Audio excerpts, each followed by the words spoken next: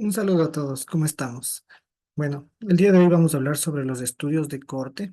Son estudios muy importantes, sobre todo los más importantes en lo que son los, los estudios observacionales. ¿Qué es lo que nosotros observamos? Pues, o qué queremos encontrar, pues principalmente las incidencias. Cuando nosotros hablamos de incidencias, tenemos que compararlo con las prevalencias. ¿Cuál es la diferencia entre incidencia y prevalencia? Pues incidencias son los casos nuevos. La prevalencia o las prevalencias son los casos anteriores o los que ya suscitaron. Entonces, principalmente cuando nosotros hablamos de un estudio de corte, queremos saber factores de riesgo, qué pudo producir, qué pudo influir en el caso de una enfermedad, por ejemplo, sea al futuro, qué podrá pasar si es que yo realizo o expongo a un grupo de personas a algún tipo de factor. Quiero saber qué es lo que va a pasar a futuro, o en el pasado quiero saber también qué pudo haber producido esa enfermedad. Entonces, mucho mejor es utilizar un estudio de corte. Para ello, pues, debemos entender que los estudios de corte son fundamentales para analizar la evolución de enfermedades en la medicina actual. Pertenecen al tipo de estudios observacionales, que quiere decir eso, que no se va a aplicar absolutamente nada para poder interferir en esta investigación, sino vamos a observar netamente qué es lo que podría suscitarse si es que ese factor de exposición se encuentra presente en dos grupos que ya los vamos a ver más adelante. Su significado es muy importante saber que estudios de corte provienen del latín cors, que significa grupo de soldados. ¿Y esto cómo lo vamos a traducir en medicina? Pues a grupo de pacientes o sujetos de estudio que comparten una característica concreta. Ejemplo, por ejemplo, podemos hablar de un grupo de 50 pacientes de 30 a 45 años nacidos en Quito. Si nosotros vemos en qué tienen una característica similar, pues estamos hablando de un lugar de nacimiento, en este caso, la ciudad de Quito. Entonces, esta cohorte, este grupo de pacientes se lo va a denominar cohorte de nacimiento. Cualquier corte lo podemos hablar de otro ejemplo, como en el caso de pacientes masculinos de 20 a 30 años que tengan una enfermedad, podrían tener tuberculosis. Entonces tenemos otra corte, ¿no? Una corte de infección por tuberculosis, como nosotros lo podemos delimitar o podemos rotular este tipo de corte. Entonces, corte quiere decir grupo. ¿Grupo de qué? Grupo de personas o sujetos que puedan tener una característica similar.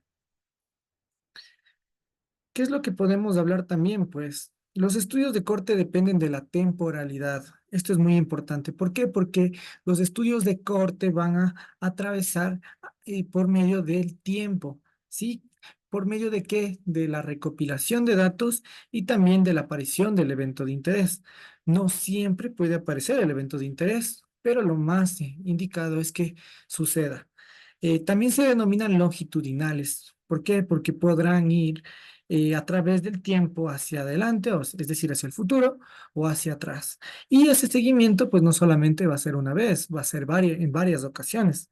Eso es lo que le diferencia a lo que son los estudios transversales, que solamente una vez se los puede observar y nada más. Entonces, aquí se lo denominan longitudinales, sobre todo porque tienen también mayor amplitud para que podamos encontrar sí o sí el evento de interés. En muchos casos tal vez no aparezca este evento de interés, pero puede ser por varios sesgos. ¿Por qué razón? Porque tal vez el tiempo es muy corto para poder evaluar. Se seleccionan los pacientes mediante la exposición de un individuo a un determinado factor. Entonces nosotros debemos observar qué es lo que sucede en este determinado tiempo para verificar si existe aparición de un evento de interés, que usualmente lo que se busca en estos tipos de estudio es una enfermedad, pero no siempre, como lo digo, usualmente no siempre va a ser una enfermedad. ¿Debido a qué? Porque también podemos encontrar, queremos saber si cómo se encuentra este mecanismo de acción de algún tipo de fármaco, de algún medicamento, si en realidad más adelante, ¿qué puede producir? Generalmente son enfermedades, pero también podemos encontrar mecanismos de acción. Aquí lo que nosotros lo vamos a agrupar. son en sujetos de estudio, que son los sujetos de estudio al grupo de expuestos al factor y los que no se encuentran expuestos a este factor. Sí, pero que también más adelante en cualquiera de los dos grupos podría presentarse la enfermedad. Puede ser en pacientes expuestos a un factor de riesgo y que presenten la enfermedad, o pacientes no expuestos al factor de riesgo y aún así también presentaron la enfermedad a través del tiempo. ¿Cuáles son los objetivos? Pues cuando nosotros vamos a comparar tanto el grupo de expuestos y no expuestos, pues lo que vamos a buscar es comprobar si la incidencia del efecto es diferente entre los dos grupos o comprobar si la diferencia se debe al factor de exposición. Pues puede ser que en cualquier momento, en cualquier grupo, sea en grupo de los expuestos y no expuestos, no tenga nada que ver con el factor de riesgo, sino más bien simplemente características similares, que haya o no haya influido el factor de exposición. Entonces, ¿qué es lo que tenemos que observar? Tenemos que observar siempre a la par tanto al grupo de los no expuestos como al grupo de los expuestos. Y aquí, pues, la relación, esta variable resultado o efecto de interés puede suceder una sola vez. Ejemplo, cuando existen fallecimientos, ya no podemos dar seguimiento y pues, o simplemente una vez apareció el resultado, lamentablemente los pacientes o el paciente falleció, ya no podemos observar más resultados porque obviamente se terminó la vida, se termina el seguimiento. O varias veces cuando se producen distintos resultados a través del tiempo, que es lo más común cuando nosotros tenemos un factor de exposición y queremos observar varios resultados que van a irse dando, pues por medio del tiempo que nosotros estemos dando este seguimiento. Esta relación temporal va a variar dependiendo de lo que aparezca primero o lo que nosotros hagamos primero. Por si es la variable resultado o la recogida de datos. Esto es muy importante. ¿Por qué? Porque yo puedo hacer primero la recogida de datos y luego tendré los resultados. O ya tendré el resultado que es la enfermedad y lo que yo quiero es recoger los datos para encontrar al final del día, en cualquiera de las dos partes, el factor de riesgo que produjo la enfermedad o el evento de interés. Ejemplo, en un corte prospectivo, lo que nosotros hacemos primero es la recogida de datos. Recogemos los datos en el presente para ver a futuro, tener lo que es la variable resultado. Si se aplica o no se aplica lo que es la aprobación, la comprobación de la hipótesis.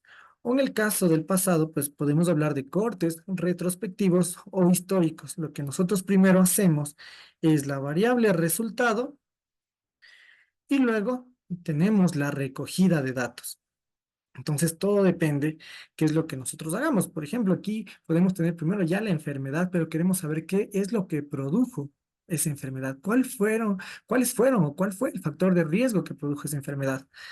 Eso también nos ayudan bastante los estudios de corte. ¿Cómo nosotros los clasificamos? Pues tenemos estudios prospectivos que van hacia el futuro, los estudios retrospectivos o históricos que van hacia el pasado o pueden ir en ambas direcciones, ambas temporalidades, como los estudios ambispectivos. Es decir, al final del día, todo tiene que ver con temporalidad. Ejemplo de un estudio prospectivo, como nosotros lo podemos aplicar clínicamente, pues queremos estimar la incidencia de eventos cardiovasculares en pacientes con vitiligo. El tiempo de estudio también es muy importante porque si yo tengo un tiempo de estudio muy pequeño, tal vez el evento de interés no aparezca porque el tiempo es muy pequeño. En este caso hemos puesto 10 años y pues tenemos también lo que son los criterios de inclusión. Debemos tener pacientes con vitiligo, obviamente, porque son los pacientes que vamos a evaluar, sean al grupo expuesto o no, deben tener vitiligo, sin eventos cardiovasculares de inicio. ¿Sí? Entonces tenemos a grupos que no tienen, obviamente, no deben tener enfermedades cardiovasculares. ¿Cuáles son estas enfermedades cardiovasculares que no deberían tener? Pues, bueno, aquí podemos aumentar varias enfermedades cardiovasculares, pero en este caso hemos puesto lo que es la angina de pecho o que no presenten angina de pecho los pacientes o que no hayan presentado, tampoco que hayan presentado que presenten infarto agudo de miocardio y lo que es también la insuficiencia cardíaca congestiva. El seguimiento que se va a realizar en esta estimación, pues va a ser los intervalos regulares decididos por el investigador. Quiere decir en qué tiempo se van a realizar estos seguimientos. No podemos tampoco acosar a los pacientes, no vamos a estar todo el tiempo brindando un seguimiento. Recordemos también que debe haber un consentimiento informado, que eso iría ya en otro video, pero aquí principalmente nosotros decidimos como investigadores, pues, cómo se va a realizar este intervalo de seguimiento. Y pues obviamente, según requiere el manejo clínico, puede ser que necesitemos realizar el seguimiento ya no al mismo intervalo, tenemos que reajustar este intervalo y hacerlo en visitas más cortas o en visitas un poco más largas. Entonces, todo depende. También tenemos un ejemplo, por ejemplo, a los estudios retrospectivos o históricos. ¿Qué podemos hacer aquí? Pues evaluar la supervivencia de individuos con VIH y los factores asociados a la misma. ¿Qué es lo que produjo que los pacientes que tuvieron VIH pudieron sobrevivir? Entonces aquí no tenemos pacientes porque lo vamos a hacer hacia atrás. Pero iniciamos hace 4 años atrás y 3 meses también que han pasado, es decir, hace 4 años, 3 meses, con 430 fichas médicas, que es que es lo que nosotros vamos a recopilar como los datos, los registros que vamos a necesitar para poder identificar qué es lo que sucedió en el pasado. Entonces, sabemos que tienen pacientes tienen VIH, pero lo que queremos saber cuáles fueron los factores que se asociaron a la supervivencia.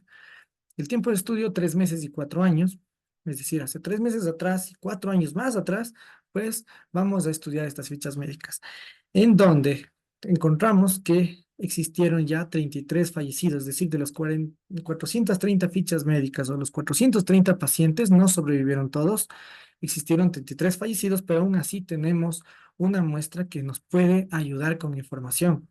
¿Y qué es lo que vamos a hacer? Pues el análisis, lo que es preparar fichas clínicas y extraer los datos de supervivencia. Quiero saber quiénes sobrevivieron y pues obviamente luego los vamos a ir analizando para poder encontrar cuáles pudieron haber sido los factores que coadyuvaron a la supervivencia de los pacientes. Pero los resultados deben ser verídicos, debemos verificar los resultados. Y aquí lo que podemos decir es que debemos observar a todos los participantes durante el periodo de seguimiento. Eso es lo más importante. ¿Por qué?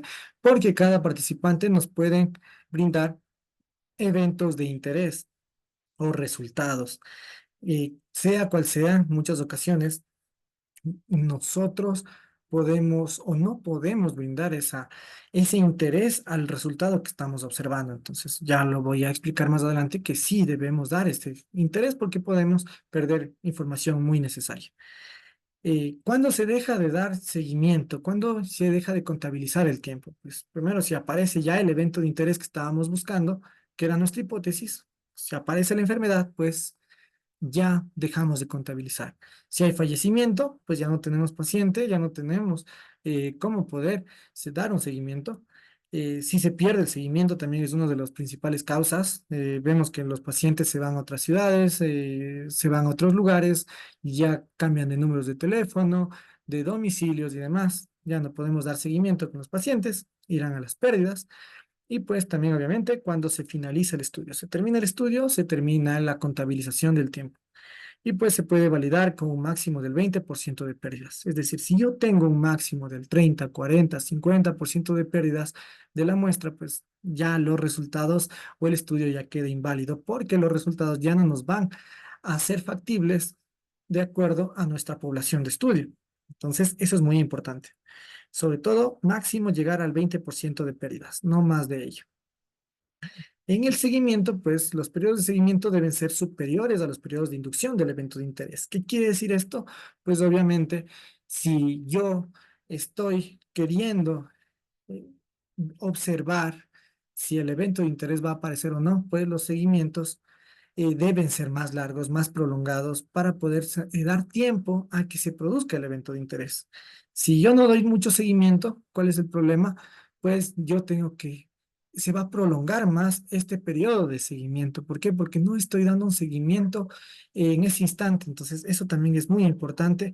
¿Por qué? Porque puede ser que si yo, en cambio, hago un seguimiento muy corto, y quiero que aparezca la enfermedad, tal vez no va a aparecer porque lo estoy haciendo demasiado corto ese seguimiento. Entonces tiene que ser intervalos regulares. Se debe identificar los eventos que se produzcan para evitar la infraestimación de incidencia. Eso es muy importante, lo que les decía, pues no podemos infraestimar eventos que estén sucediendo en todos los pacientes, sea en el grupo de expuestos o en el grupo de no expuestos. Debemos encontrar y registrar todos los eventos que se produzcan en el seguimiento. Y pues si la variable resultado es muy infrecuente, se invalidan los resultados. Es decir, si no se produce eventos de interés, pues lamentablemente el estudio no va a carecer de peso, de veracidad, y eso no nos va a ayudar. Incluir pacientes con direcciones de domicilio permanente es muy importante, sobre todo para no perder el seguimiento. Hay personas que no tienen un domicilio permanente y después se cambian de casa y perdemos contacto. Igualmente, registrar a los pacientes en un sistema informático. Eso es muy importante porque en muchas ocasiones perdemos esa base de datos, debemos subir en nubes, debemos tener una base de datos de todos nuestros pacientes para poder dar seguimiento a nuestros registros, ¿no? Y pues dar seguimiento también por llamadas, correos, etcétera. De cualquier manera, no acosar al paciente, no acosar a los sujetos de estudio tampoco.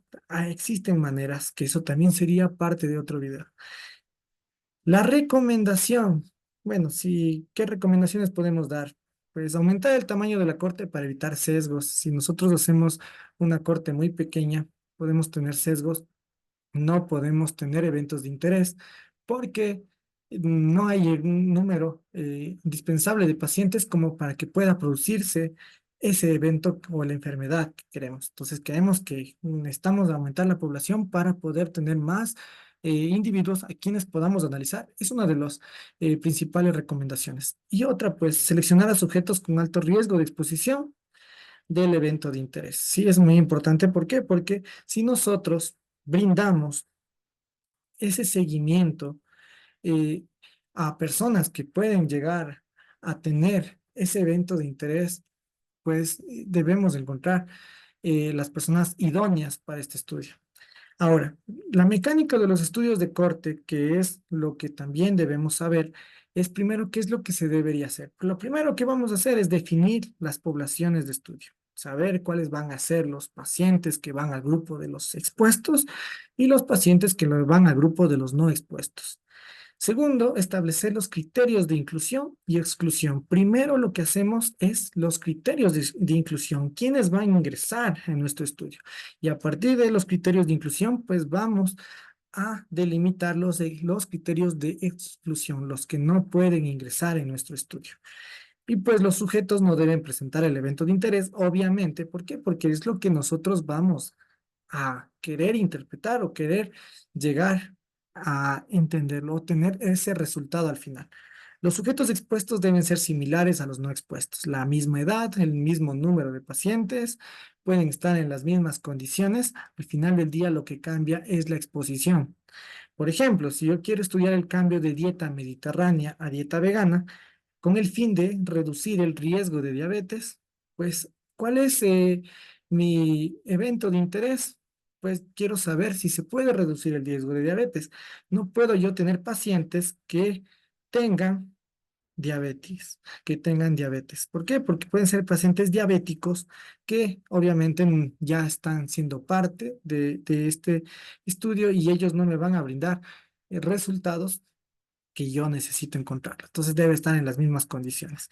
Y pues el evento de interés debe ser coherente con la hipótesis de estudio, tiene que ir todo de la mano, ¿sí?